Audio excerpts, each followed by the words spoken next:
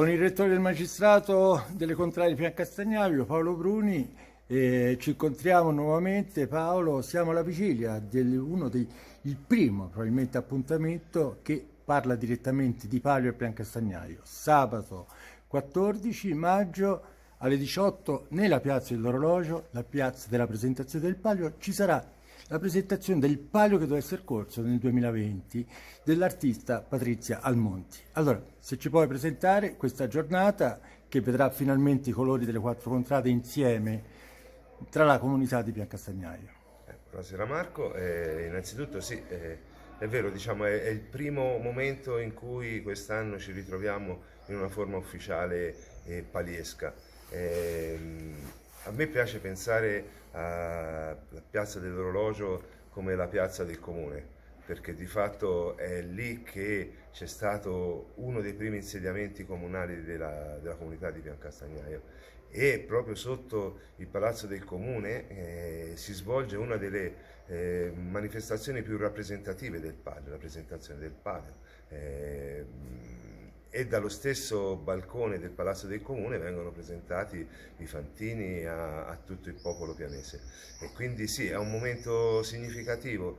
Chiaramente è una versione, diciamo, non dico ridotta, però decontestualizzata dal palio che andremo a correre. Però è comunque un momento significativo, perché la presentazione di un cencio, di un drappellone che purtroppo causa pandemia non è stato corso, è stato un invito che il Comune ci ha rivolto e che noi abbiamo accettato di buon grado, molto volentieri.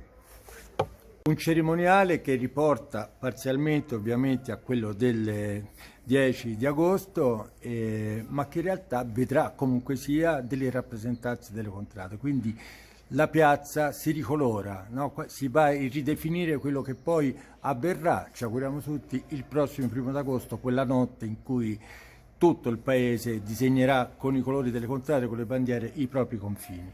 Sì, non è un buon viatico, è, diciamo, l'inizio di tutto quello che è il meccanismo, la macchina del palio.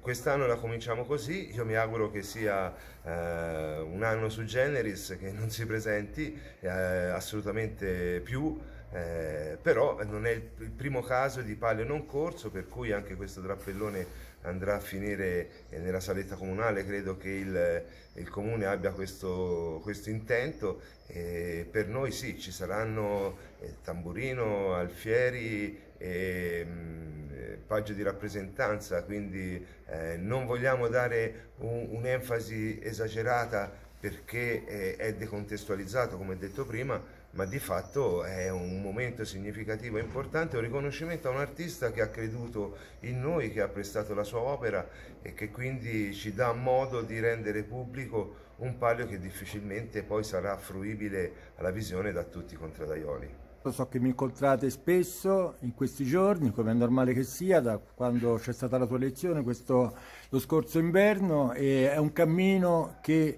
riprende, insomma, quindi credo che abbiate a che fare molto, perché forse c'era qualcosa ancora da definire in passato, ma soprattutto ci sono delle prospettive e dei progetti futuri. Beh, il capitolo dei lavori del Magistrato delle Contrade è talmente ampio, fra lavori pregressi da ultimare e tutte le necessità per la nuova vita che si riavvia. Io credo con la chiusura di questa problematica pandemica è talmente ampio che non basterebbe una trasmissione, ma ce ne vorrebbe più di una. Quello che vi posso assicurare è che il Magistrato delle Contrade, per il mio modesto parere, è costituito da persone estremamente dedite a questo incarico che hanno ricevuto dalle rispettive contrade. Io spero di essere alla loro altezza, e vi posso assicurare ulteriormente che anche le responsabili del corteo, che in questi giorni si sono date molto da fare per permettere la realizzazione il miglior modo possibile di questa cerimonia, si sono dimostrate propositive, disponibili e capaci nel ricevere le indicazioni e a proporre soluzioni alternative a quanto non possibile realizzabile con i lavori e con i tempi a disposizione.